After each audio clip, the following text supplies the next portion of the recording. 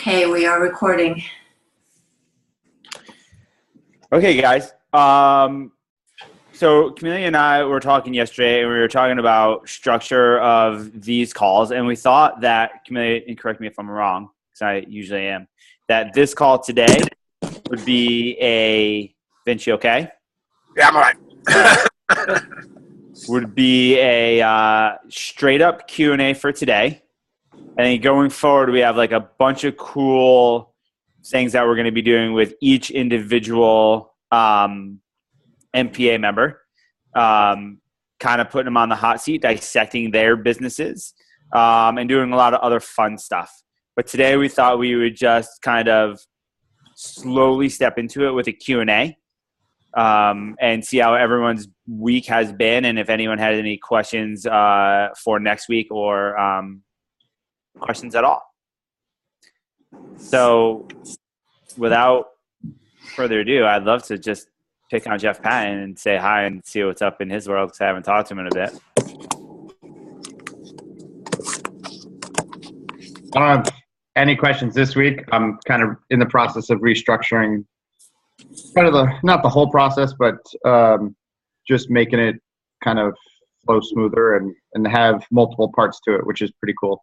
That's what I didn't have before. And so I have a vision that I've started with to kind of start to roll out in a smooth manner, not how I had it before. So I'm excited about that. So what do you have going on? What kind of different? Thinking different streams of revenue that you're talking about. What do you? No, just a more of a flow from like the intro program that I had into a second, like a second tier program. You know, after they complete the first one, they go right into the second one. We've talked about it, but I didn't have that vision in my head of what it looked like. And, over the course of the last 6 weeks or so, everything kind of has come together with just the organizational piece of what I was doing. And it's allowing me kind of more time to think properly. So, and organize my thoughts in a better manner. That's great. That's awesome, man. Good on you. Because I know that was a big deal. Can you share some of the organizational stuff that you've been doing that has been helping? Camellia is definitely a big part. It's just putting everything in one area in my Google Calendar, and I have it on my phone. I have it on my computer, and basically doing it and scheduling every little thing I'm doing, and being flexible with it, understanding that there are things and that's kind of what I struggled with in the past, was being flexible with, if something doesn't happen, it doesn't ruin the whole day. Just rearrange things, and having it. I used to do it on paper, but with paper it was a little bit more difficult to drag and slide over. So, getting into the technology age, I used to be really good at it, but now I'm getting back into it. Sweet. And you're feeling more comfortable with it, and like it's being effective because you're actually getting down and doing the stuff that's on the calendar and able to keep it top of mind because it's kind of on every device that you have now and whatnot. And the constant, like, I have everything on a reminder. So, not that I would forget anything before, but it would always be a race to, and then you probably wouldn't put the time and effort into, because you were trying to organize what you were trying to do instead of saying, this is what I have to do, and then knocking it right out. So there was quite a bit of wasted time in between tasks that I had to do, basically. Sure. Jeff has moved from a very reactive day to a proactive day. So instead of starting the day wondering, okay, what am I going to get done today? He starts the day knowing what he needs to get done and being able to react to obstacles nicely and easily because he's got that buffer built into his calendar, which is great. He's now proactive. He's not reactive. But the other thing that Jeff did that's so important that so many people don't do is he integrated his non-negotiables first into his calendar. So what are the things Priorities. that are your top priority that are non-negotiable that have to get done throughout the week? Your workouts, your family time, a date night, whatever they are, you put them in first and they don't move unless there's blood or fire. And so that has worked well and managed to allow Jeff to get some rhythm and a lot of productivity done. And we started with the foundation of the stuff that has to get done for the recruiting business first. We've got that on autopilot now, and now we're layering on the MPA things, and he's primed to start making a lot of money. And Jeff, doesn't that make you feel, just outside of making a lot of money and MPA and recruiting, doesn't that make life just feel better? Oh, I'm just more relaxed, Right. just in general. Not that I'm not relaxed to begin with, because I'm pretty chill, but it puts everything into perspective of, I have a lot of stuff going on, but there's time in the day to do it. I remember writing in my journal, thinking, what did I think today? I was like, oh, I have a ton of stuff I have to do. And that's kind of what the focus was on, and not doing the stuff. It was the focus on that I was focused on, that I had a lot of stuff to do. Yeah.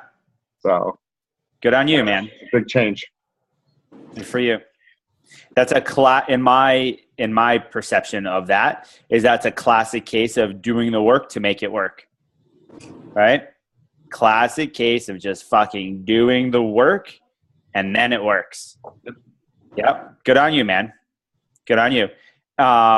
So when do you have like an ETA, like a timeline of when you're going to roll things out or finish your, the things that you were talking about earlier? Yeah. The second rollout will be, in February. Not a specific date yet, but you see how the end of this week goes, as far as the planning process that I have down, and it'll be within the next couple of weeks. Sweet. Well, keep me posted. I would love to. Everybody hear about will be it. posted. And so, a question for you, because obviously we don't talk every week anymore. But is it geared towards athletes, or is it geared towards soccer players, or is it just geared towards individuals, broader scale? It's still the first go around will be specifically for soccer players, but there's been some other things to pop in recently. But it's still female soccer players and killing it there. So with female soccer players, can I ask what the age limit is? Like how young you bring them in? Right now, my limit is 12, and that's kind of I'm going to have a conversation with Carrie about just different terminology changes and how to change it for that 9 to 11. I work with a lot of that 9 to 11 range.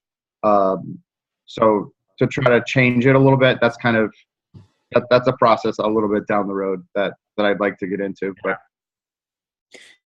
the reason I ask is my daughter, she's 8. And she's been playing soccer since she was 3, and she plays all year long and all this stuff and really loves it. And she struggles sometimes with the kind of A team, B team type thing. And some of her friends are on the A team, some of them are on the B team. Sometimes she's on the A team, sometimes she's on the B team. They scored this amount of goals. I didn't score as many goals, or like vice versa, and people talking about things like that. So I was just curious if you were rolling it out to younger kids, because I would definitely be interested with Christina for something like that. Yeah, I'm working with skill-wise right now with a group of, they're 9 to 11. And I see the things happening over and over again. So it's kind of things that I'm giving to them in my trainings, but I want to roll something out for that age group. It got me thinking about even starting the foundation earlier, but using the different terminology and trying to fit it in with that age group. So that's kind of the process. My son's 9, so I get that aspect of it. So it's kind of something. It's definitely something I want to do. Yeah, sweet. The right way to do it. Well, I hope I didn't throw too many ideas or throw things out of whack, Amelia, there by saying that. But that's super exciting. Keep me posted. I will. Good on you, brother. Good on you. Helgi, what's up, man? I'm good. Okay. Vince. No, I'm kidding. What else?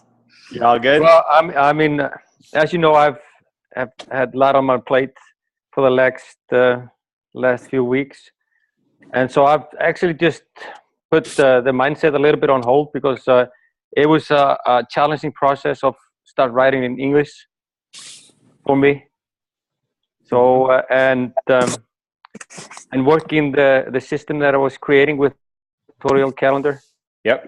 And I think I got that in place, but I really want to start throwing some regular, please. Mindset stuff out there. So that's where I'm at right now. Yeah. So more of the mindset isn't the top priority of things that are happening in life right now. Well, it's just hard for me to fit it in to my schedule. Sure. That's the only thing. But I mean, I know I can, but it's just sometimes I get just a little bit overwhelmed with it. Yeah. But I need to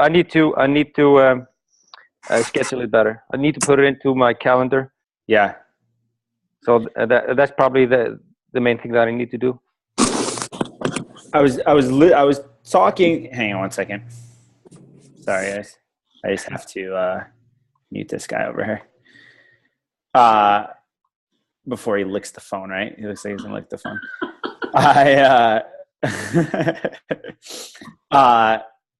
So I was watching something from this guy he's an artist, and he was talking about scheduling, and he was talking about white time being time that we think we're doing stuff, but like we're really like watching TV or checking Facebook or something, right? I don't know what it is. And what he did was he took blocks of, did you see this video? No. He took blocks of dominoes and he lined 24 blocks of dominoes up on a paper and outlined them, right? So they had spaces on the paper. I don't have it here with me. It's actually out there.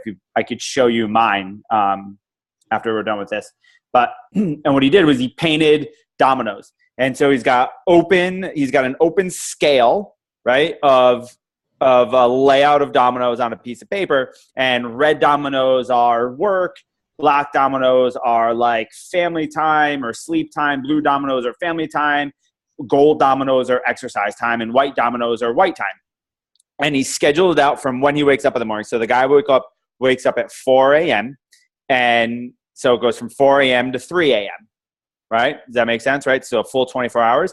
And he puts the dominoes in the spot like we would all do on a calendar. But for me, the visualization of actually looking at that time slot, right, of it being just that grid made so much sense.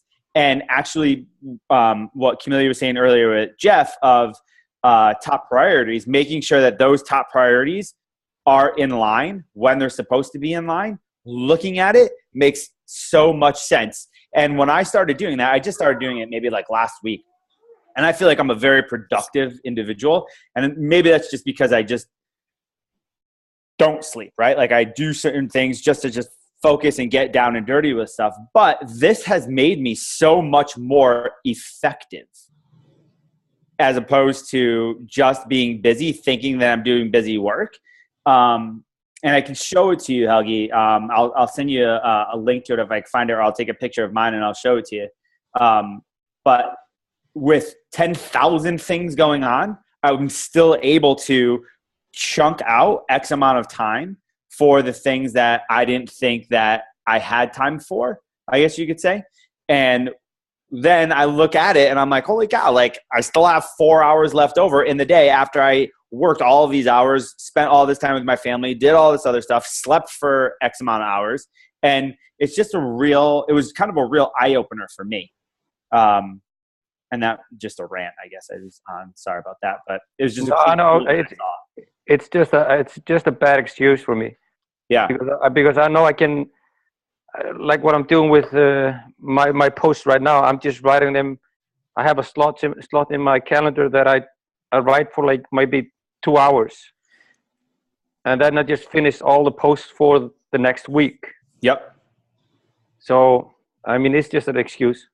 But even like last night, right? When I was reading your thing that you sent me last night, it was 16 pages long, right? And I'm reading it, and I sent you over an email, and like instantly, you're like already made the fixes of those little changes.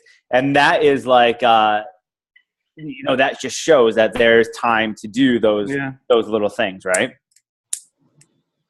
So well, maybe it's time to do the things that you deem as the priority and the things that you want to do.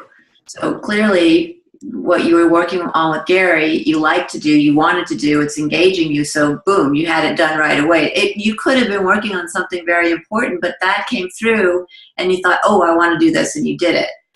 So it could have, I mean, Gary, I hear exactly what you're saying, but the flip side of that is that it could have been a distraction that Helgi wanted to engage in, to not have to do something that he's not really all that excited about, which at this point could be MPA. I mean, maybe you have so many other great things going on that MPA is just not that exciting to you at the moment, and you don't want to give it the time.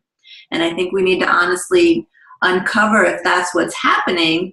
And is MPA truly a priority and something that you want to start incorporating into your business? Oh, definitely. I mean, I really like this stuff. I like the mindset stuff, and it's just like I said, it's just an excuse that I've been making up for the last 2-3 weeks now. Are you at a point where the next step is difficult to visualize? No. Okay. So what the hell's wrong with you? So you know what you could do, Helgi, too, in that part. You know how we talked yesterday about the imagination theater in regards to 49? You can do that same thing here. Like you just take that tool and you use it into what you want your next step to be in MPA. Yeah. Right? Camila is absolutely right with distractions, but clarity is in my opinion, is one of if not the most important part of every single thing that you do, right? If you're not clear on it, then fucking A, you're going to get distracted. You're going to have all these other things happening. So maybe that's good homework for you, Mr. Helgi, is to like figure out what that next step is. And I mean, like I said, it's just I need to put it in my calendar and I have time for it if I look at it. It's what is the next step, Helgi? It's just keeping right. I mean, I haven't really stopped, but I was making posts or videos every single day. But then I had to start writing regarding the other project that I'm working on.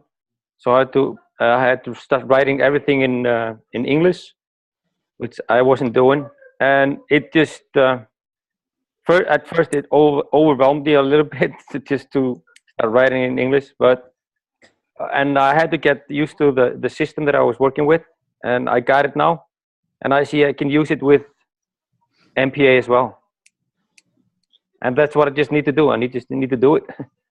Yeah, it's just simple.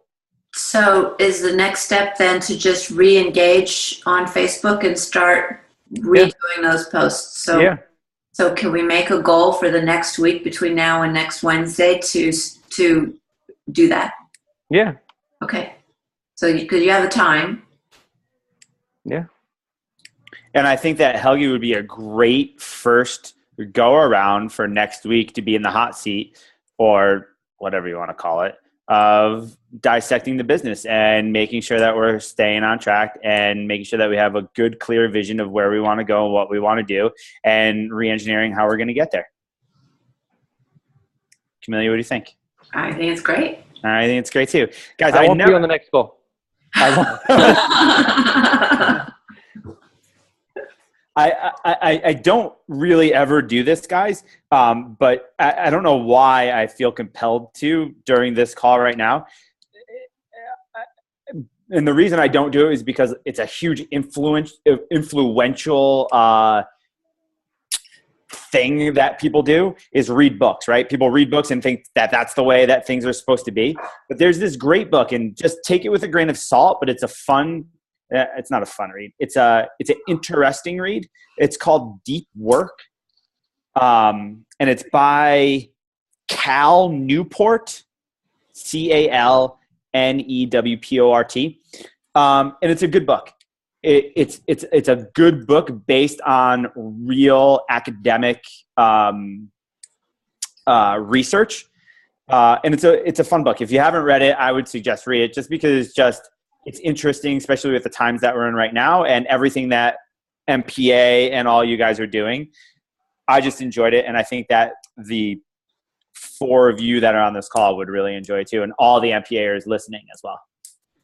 But again, I don't usually do that because it's a super influential thing where people read books and think that that's the way you're supposed to do things. It's not the way you're supposed to do them, but it's just a great kind of reference and an idea to plant a seed in your head for certain things.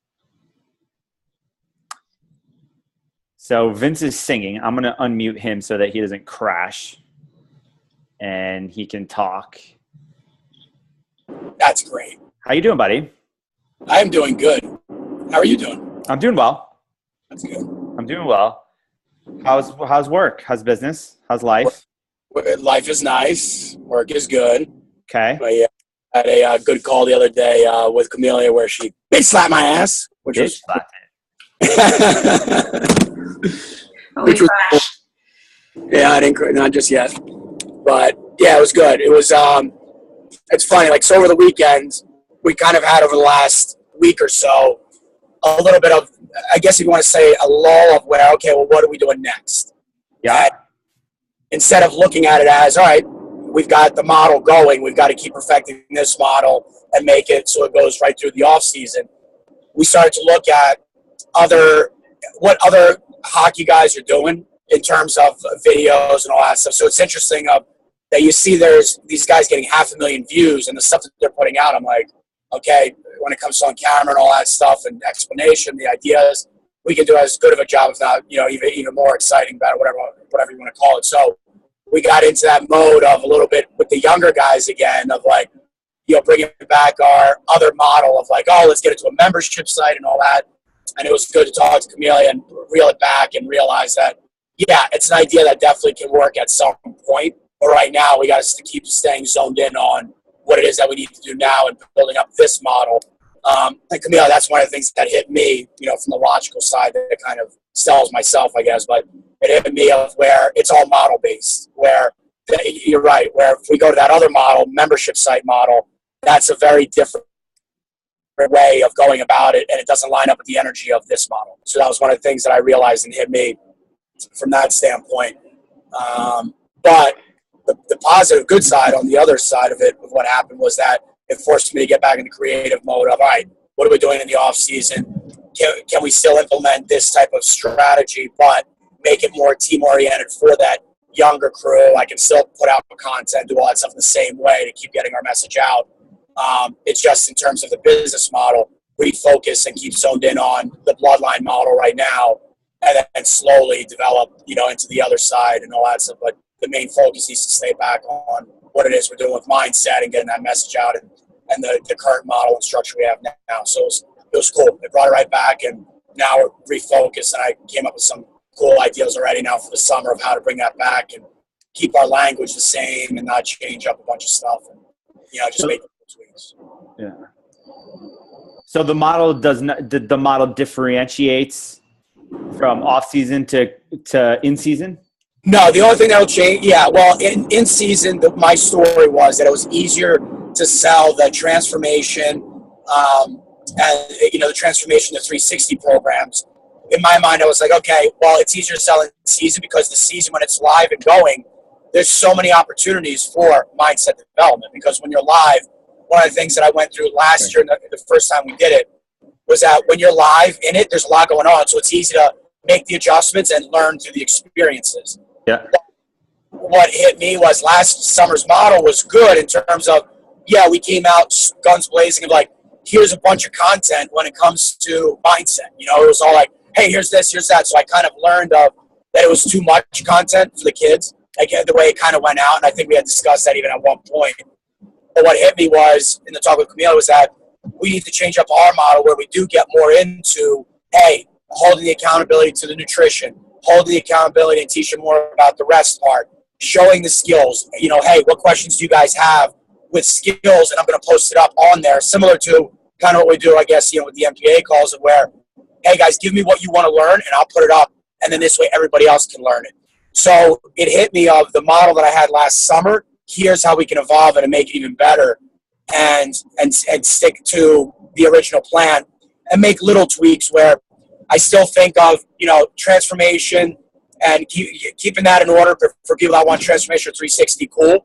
But the only thing I'm going to probably add on is making it more of a group environment too, of where it's like the team.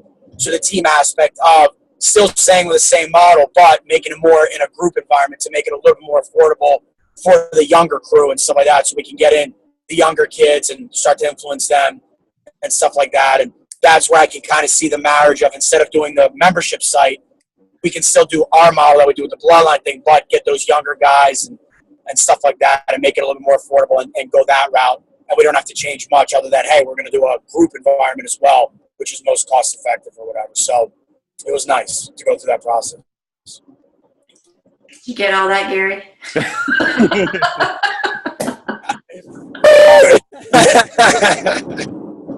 Awesome. Sorry, guys. That's Philly. What happened to Vince was he broke his number one rule, which was keep it simple. Yeah, exactly. Completely forgot about keeping it simple and decided to add this and do this and add this and what about this, and didn't stick to his basic concept, which you can build on. You know, everybody always feels like, we've talked about this before, that you have to add a whole bunch of different things in order to generate more revenue or keep people engaged, when in reality, your foundation can have enough influx and add-ons to the foundation to keep your business growing. So instead of being haphazard, you're solid. It's called your core competence. There you go. Core competence. Exactly. So yeah, it's cool. Cool. I dig that. Camille, you know what I think would work well? And I don't want to put ideas out there right now, but what I think would work well, here, I'll do it, dude. You're going to crash. I'll do it.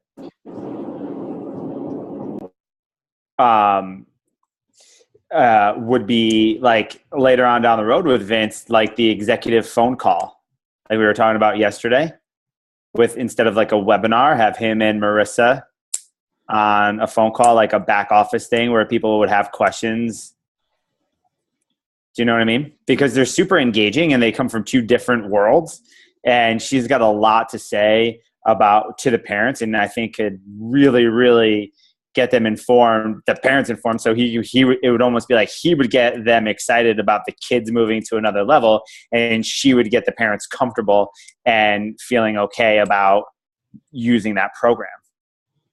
Does that make sense? Yes.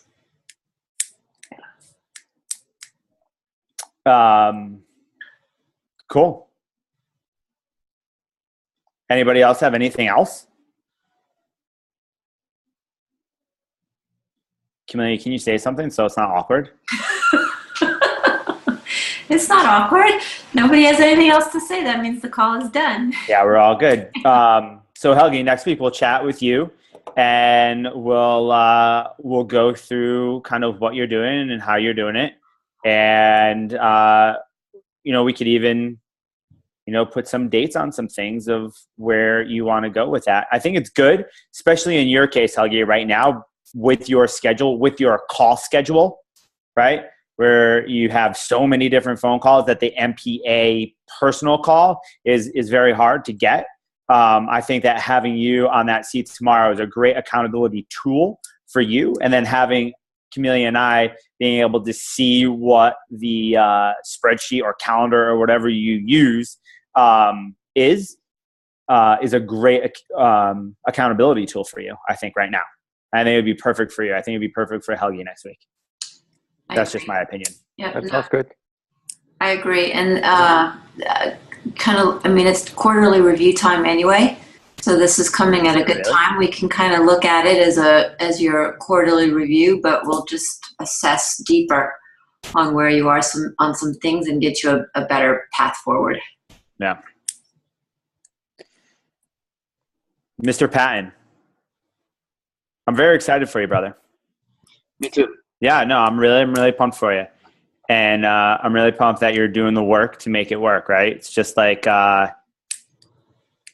it's like one of those classic cases, right? Just put your nose to the grindstone, like not to the grindstone, right? Like it's hard work, but it's like it's that slow progress, and it's not going to happen overnight. It's the long game, though. Right, but that's what I wasn't doing. I was trying to fit everything in 1 week and saying, oh, it's not working, and then I would switch and do something else, and then this didn't work, switch to do something else, and it turned out to be me spinning my wheels in 1,000 different directions. So yeah. It's good. I think that's a great lesson for everyone, though, right? Because we've talked about this before, Jeff, in the past. It's this system that works, right, is the one that you do. That's right. Right. All the other ones, like there's a million systems out there, right? But you got to give it a chance. And like you have to use that one. Right? It doesn't matter if it's on sticky notes. It don't matter. It don't, right? It's the one that you use that works. And the layering on was, I think, the key for me. Just the essential things that you have to get done, and then you start just adding in, and it takes time, but it works. And isn't it a funny thing in life and in business too? Like we have our priorities, right? And I don't know what your priorities are, but I'm going to just say like priorities, like my number one priority is my wife and my kids, right? Those are number one priorities. And then myself, like working out and things like that. But life does get in the way, right? Like shit does happen. But when you look back and making sure that you do work on those priorities, even when shit hits the fan. I think coming back to that is a very important concept that a lot of people that I've talked with don't come back to. That's the stumbling block. A great example. What's that? It's the stumbling block. It's going great until something happens. Yeah. Like on a Saturday night, you have date night with your wife. This is just a silly example, right? On a Saturday night, you have date night with your wife. And Camelia, always correct me if I'm wrong because I talk offline. If on Saturday night you have date night with your wife and your boss calls you and you have a recruiting nightmare, something happens and you have to go into the office and you spend all Saturday night there and you have to restructure your position on what schools you're blah, blah, blah, and all this stuff. Probably won't happen. But if it happens, shit like that does happen. It happens to me. And so you miss date night. But that doesn't mean that Sunday you can't make your wife breakfast and go wake up early and get her flowers and still show her love, right? Like, because that's the priority. Even though you missed that thing because there was a really urgent, important thing that was happening, she would understand. Maybe she was pissed off. I don't know, right? But you still made her a priority, right? Does that make sense? Absolutely. Camelia, correct me if I'm wrong because you're a woman and that would be like maybe the wrong way to go about it, but that does happen in my life sometimes. Well, I think absolutely, there will be things that happen to disrupt your life. But I also feel like when you define something as a non-negotiable, it has to be a non-negotiable. And if you start to let things take over that non-negotiable, it will start to bulldoze, and eventually that non-negotiable will no longer be a non-negotiable. So the instance of your date wife, when I said blood or fire, I meant blood or fire. If your wife is your number one priority and something happens, I'm pretty sure that on a Saturday night, if you really thought about it, Gary, I really don't mean to be contradictory. No, yeah. I'm going to use that example. I'm a terrible husband, I know. Thought about it. What did you say? I'm a terrible husband, I know. No, the struggle with the recruiting or whatever would still be there Sunday morning. So what's the difference of working on that Sunday morning versus a Saturday night when your non-negotiable is that Saturday night? Terrible example. Your kid breaks his leg Saturday night and you have to go to the hospital. Okay, now see, that's a better blood or fire, right? There you go. That's why I said blood or fire. But Yeah. you have to, in your mind, set a non-negotiable as a non-negotiable. That's right. My non-negotiable number one priority. I mean, I'm not like you. It's not my husband or my family. It's my workouts. It's me. Yeah. That is my non-negotiable for the week. And every morning at 7:30, that's what I do. And if somebody needs to reschedule a call or a kid needs to get to school or something and they're walking, the call's at another time. It's my non-negotiable. Because it has to be. It has to be. Because in my mind, if it's not me first, then they're going to go to shit anyway. So why does it matter? Now, if they walk to school and broke a leg, I'd feel like shit, and then I'd have to switch everything and take them to school anyway. But that's the point. When you say non-negotiable, it is non-negotiable. You're right. She's right. But to go back to what you said, yes, things do get in the way, and things will have to be adjusted. And as long as you know that you have the habit in place, right, and you can make the adjustments, and you know you're going to, and you have room to make adjustments, you're fine. And that's the whole point of setting that calendar and having that white space and having your blocks of time and knowing that, all right, well, I spent this much time doing this project. I didn't get it all done. Now I got to move on to something else, but I can switch this to move this over here and I'm good. I didn't affect the stuff that really matters to me. I'm just readjusting the things that need to get done, which is what your point was, Gary, initially. Yeah. But it was a horrible example. She's just super smarter than I am.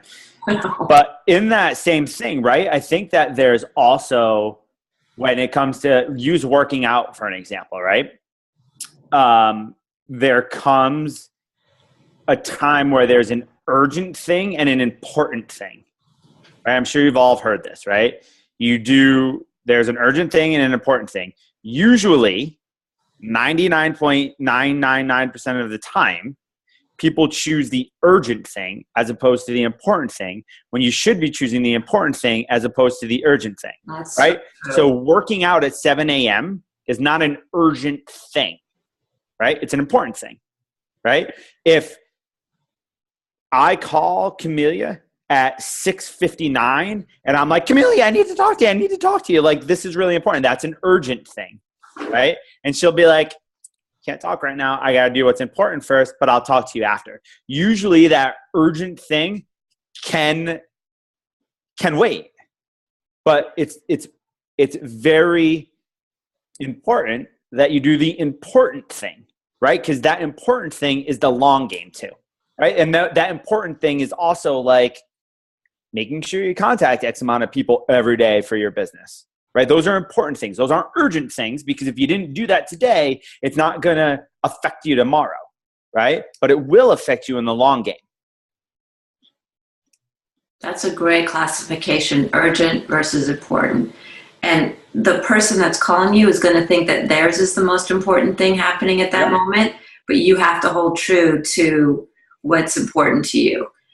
Because 9 times out of 10, it can wait. It can wait. Unless it's blood or fire. Yeah. I'm going to keep going back to blood. Yeah, that's right. No, you're right. You're right. Those are the only two things, blood or fire. Classic case, especially with you guys that are in fitness and everything, is the cheeseburger, right? You're starving, right? And there's a McDonald's right there, but you're like, that's an urgent thing to eat. And because if you eat that cheeseburger, you're not going to fall and die of a heart attack, right? But so you could choose to eat it, but it's important not to. So you're not going to die if you don't eat it. And then you go home and, I don't know, make a peanut butter and jelly sandwich that's a little bit more healthier than the cheeseburger, right? So that's the difference. Another, like, in the moment example of a feeling of urgency versus important. And having what's important being your priorities is a beautiful thing, and following that.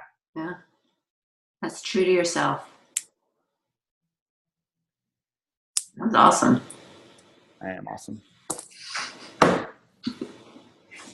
Jeff, I'm so excited you're on the phone. I'm so excited you're all on the phone. All right, guys.